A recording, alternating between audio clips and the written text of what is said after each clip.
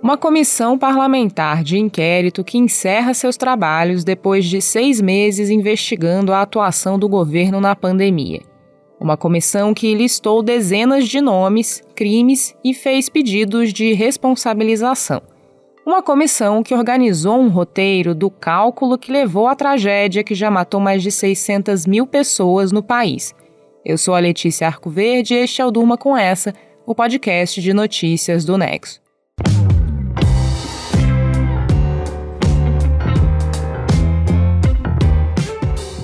Olá, eu sou o Antônio Mami, estou aqui com a Letícia para apresentar esse podcast que vai ao ar de segunda a sexta, no fim da tarde e início da noite, sempre com notícias que podem continuar a ecoar por aí.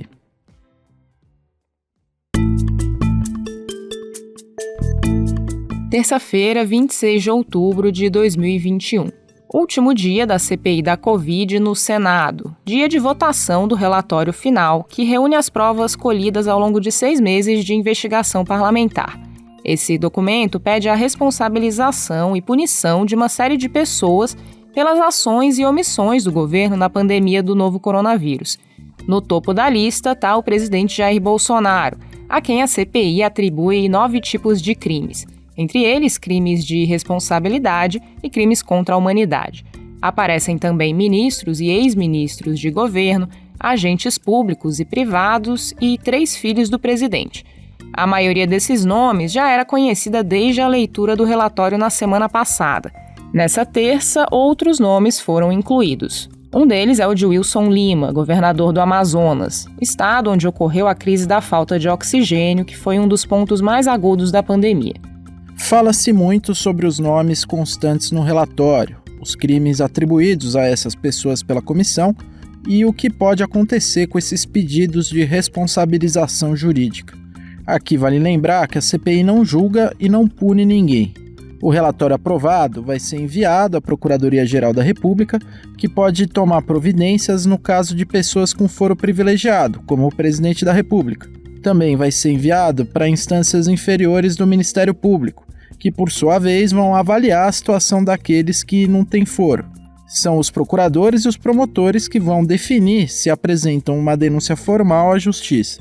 Para além de tipificações criminais específicas e para além de nomes que entram ou deixam de entrar no relatório final, a CPI também organizou e conectou vários pontos sobre a condução do combate à Covid-19 no Brasil. São pontos que às vezes podem ficar menos explícitos quando a discussão se atém mais a questões jurídicas. Então vamos falar desses elementos que surgem nas conclusões do trabalho da comissão, sobre o roteiro que a CPI desenhou para a tragédia da Covid-19 no país. O presidente da República, repetidamente, incentivou a população a não seguir a política de distanciamento social. Opôs-se de maneira reiterada ao uso de máscaras, convocou, promoveu e participou de aglomerações e procurou desqualificar as vacinas contra a Covid-19. Essa estratégia, na verdade, atrelada à ideia de que o contágio natural induziria a imunidade coletiva, visava exclusivamente a retomada das atividades econômicas.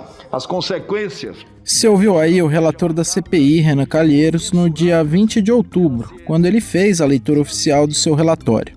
Uma das conclusões principais da CPI é de que a atuação do governo na pandemia está diretamente ligada ao elevado número de mortes causadas no Brasil pela Covid-19. Seja por declarações do presidente Bolsonaro ou pelo trabalho do Ministério da Saúde, a conclusão é que o governo tinha o objetivo deliberado de expor os brasileiros ao contágio em massa e alcançar dessa forma a chamada imunidade de rebanho. A imunidade de rebanho é uma estratégia que consistia basicamente em fazer as pessoas pegarem o vírus o mais rápido possível para que todos criassem anticorpos e a economia pudesse voltar ao normal o quanto antes. É uma estratégia que tem vários problemas. O mais grave deles é que ela mata muita gente, como os números do Brasil comprovam. Daí, o pedido de punição, por exemplo, do presidente Bolsonaro por crimes como epidemia com resultado de morte e crime contra a humanidade.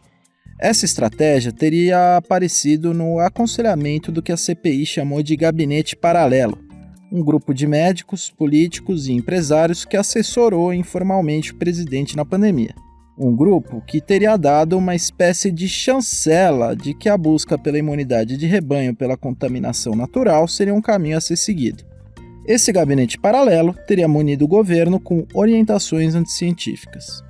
A CPI também dá destaque à falta de coordenação do governo federal com estados e municípios para estabelecer uma estratégia nacional de combate ao vírus, de testagem, distribuição de insumos para hospitais, por exemplo. Ou seja, a comissão considera que o governo deixou de agir de forma concreta em ações que poderiam ajudar a combater a Covid pelo país e preferiu abraçar o negacionismo e deixar os brasileiros expostos ao novo coronavírus. Bom, a CPI tem uma tese de como a estratégia de imunidade de rebanho foi colocada em prática pelo governo. Teria sido por uma série de ações e discursos que incluíam uma relação de antagonismo com governos locais, em vez de coordenação. Houve tentativas de sabotar o isolamento social adotado por governadores e prefeitos, quando havia consenso entre autoridades sanitárias de que elas eram necessárias para conter o vírus. Houve questionamentos à eficácia da máscara quando seu uso também já havia se tornado consenso. Houve atrasos nos processos de compra de vacina e ataques à imunização. E houve a disseminação da ideia de que havia um tratamento precoce contra a Covid-19, quando isso não era verdade.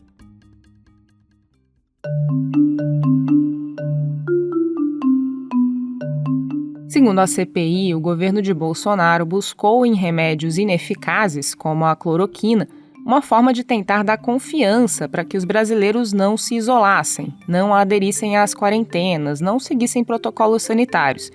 Mesmo sem base científica e mesmo depois de estudos desbancarem qualquer esperança de que o remédio poderia ser útil contra a Covid, a cloroquina virou uma bandeira do presidente e do governo.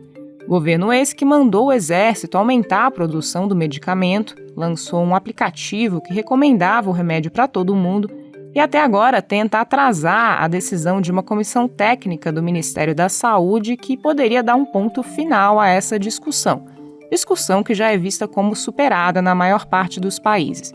Bom, então a gente tem a estratégia da imunidade de rebanho, que seria amparada pela sabotagem de medidas de contenção do vírus que poderiam prejudicar a economia e também pela defesa de um tratamento que não existia.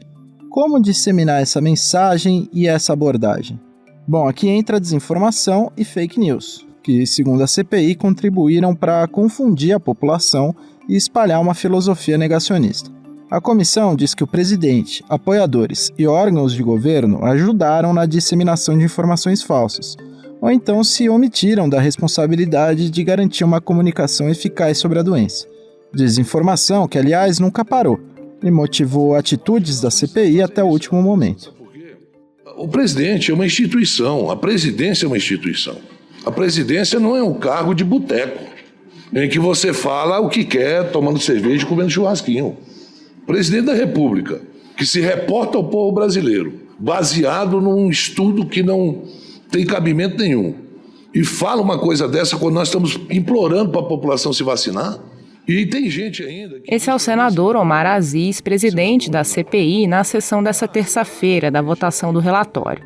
Ele está comentando a live que o Bolsonaro fez associando falsamente a vacina da Covid à AIDS. A gente falou aqui no Durma de segunda-feira sobre isso e sobre como a reação de repúdio a essa transmissão do presidente foi grande. Nessa terça, a CPI aprovou um requerimento pedindo a quebra de sigilo telemático do presidente em relação às redes sociais. Os senadores pediram também que o presidente seja banido das plataformas. Essa live do Bolsonaro exemplifica, aliás, outro ponto que foi colocado pela CPI como uma omissão e uma questão grave na atuação do governo federal: a relação com as vacinas contra a Covid. O governo ignorou ofertas de laboratórios e atrasou processos que poderiam ter adiantado o início da imunização no Brasil. Tudo isso enquanto o presidente Bolsonaro estava atacando a importância da vacina e desestimulando a população a se vacinar, como ele ainda vem fazendo. Se por um lado laboratórios reconhecidos eram ignorados pelo governo, por outro, a CPI descobriu que negociações paralelas estavam acontecendo no Ministério da Saúde para a compra de vacinas por meio de empresas intermediárias. Essas negociações levantaram suspeitas de corrupção e pagamento de propina, no que o relatório da CPI chama de interesses escusos. São suspeitas que aparecem no caso Covaxin e no caso da Avat, por exemplo. A comissão cita indícios de irregularidades também em outros tipos de contrato, envolvendo outras empresas que fizeram negócios com o governo na pandemia. São apurações que devem continuar sendo conduzidas por órgãos de investigação depois do fim da CPI.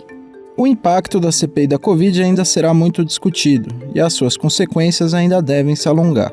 Ao fim, foram cerca de 80 pedidos de punição, incluindo aí a responsabilização de 2 empresas. Em resposta à publicação do relatório da CPI na semana passada, o presidente Jair Bolsonaro repetiu que o governo fez tudo certo na pandemia. Uma comissão parlamentar de inquérito é um processo político que culmina na entrega de um relatório que envolve não só avaliações técnicas e jurídicas, mas também cálculos dos parlamentares. A repercussão também pode ser mais relevante pelo seu peso político e seu impacto na opinião pública do que por punições na justiça.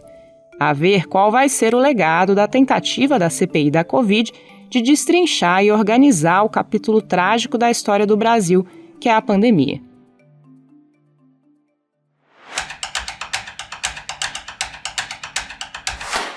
Essa semana, o ministro da Economia Paulo Guedes falou sobre a intenção do governo de privatizar a Petrobras e disse algo que chamou a atenção: que a estatal de petróleo não vai valer mais nada daqui a 30 anos por causa dos planos mundiais de reduzir a emissão de carbono. Essa conversa surge justamente às vésperas de uma reunião mundial importante sobre o clima, a COP26. O Marcelo Rubissec está escrevendo sobre o assunto. Marcelo, primeiro explica melhor o que é a COP.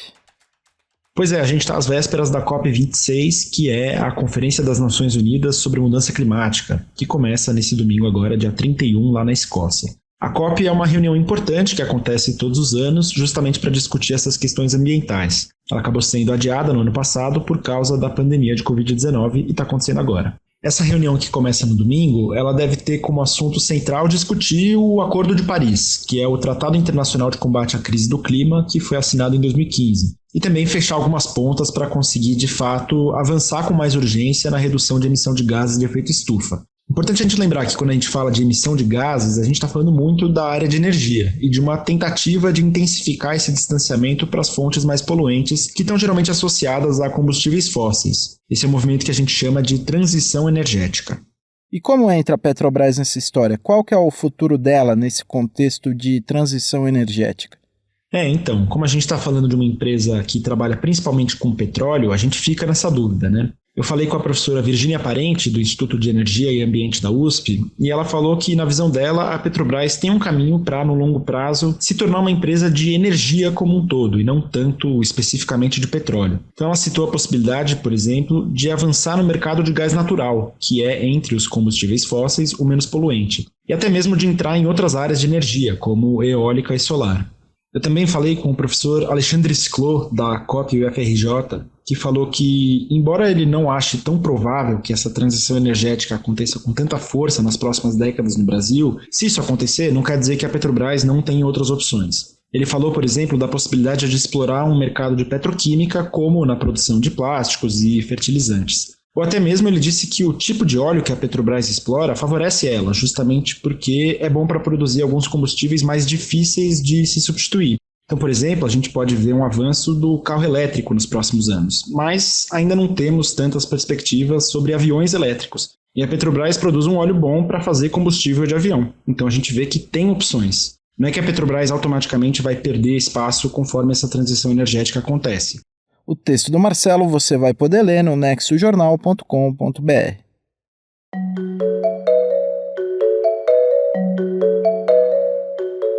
Um radical está se viabilizando como candidato competitivo na corrida pela presidência da França, que acontece no ano que vem. Quem explica melhor é o repórter especial João Paulo Charlot. Olá, ouvinte. Olá, amigos do Durma Com Essa. A França vai ter eleições para presidente em abril de 2022. O atual presidente, o Emmanuel Macron, deve tentar um novo mandato. A principal adversária dele é a Marine Le Pen, de extrema-direita. Essa mesma dupla já se enfrentou no segundo turno das eleições presidenciais anteriores, em 2017. À época, o Macron levou a melhor e agora é presidente. A disputa do ano que vem parecia que ia estar novamente polarizada entre esses dois aí, o Macron e a Le Pen. Porém, em outubro, uma série de pesquisas de opinião mostraram que há um terceiro possível candidato correndo por fora. O nome dele é Eric Zemmour, um escritor de ensaios políticos e comentarista de programas de televisão que se tornou conhecido por suas visões conservadoras e nacionalistas a respeito da França. Frequentemente, o Zemmour é chamado de polemista pela imprensa francesa. É um sujeito que se notabilizou por propagar teorias muito conservadoras que têm como alvo os imigrantes, sobretudo os muçulmanos. Além disso, o Zemmour chegou a elogiar o regime de Vichy, que vigorou em parte da França na Segunda Guerra, um regime marcado por uma estreita colaboração com a Alemanha nazista, que levou mais de 70 mil judeus ao extermínio. O mais curioso é que Zemmour fala contra a imigração, mas os pais dele nasceram na Argélia. Ele também fala a favor de um regime que entregou os judeus ao nazismo, quando ele mesmo é judeu e frequenta sinagogas. A confusão no discurso não é incomum nesse setor. Nos Estados Unidos, o Donald Trump, outro líder conhecido de extrema-direita, falava contra os milionários, mas ele mesmo era um magnata dono de uma gigantesca fortuna. Falava contra a imigração, mas era casado com uma imigrante eslovena. E se o eleitorado comprou o discurso nos Estados Unidos, por que não compraria na França também? O próprio Zemmour ainda não se assume candidato. Quando perguntado, diz que é apenas um candidato ao debate de ideias. Ainda existem 6 meses de agora até a eleição. Mas se as pesquisas estiverem certas, a França pode estar vivendo uma ampliação inesperada no campo da extrema-direita, com uma nova figura roubando a cena.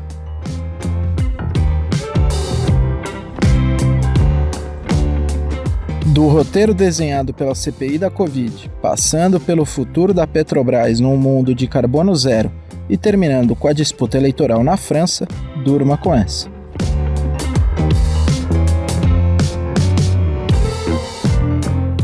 Com roteiro de Letícia Arcoverde, produção de Antônio Mami, participações de Marcelo Rubissec e João Paulo Charlot e edição de áudio de Roberto Soares, termina aqui mais um Durma com Essa. Até amanhã.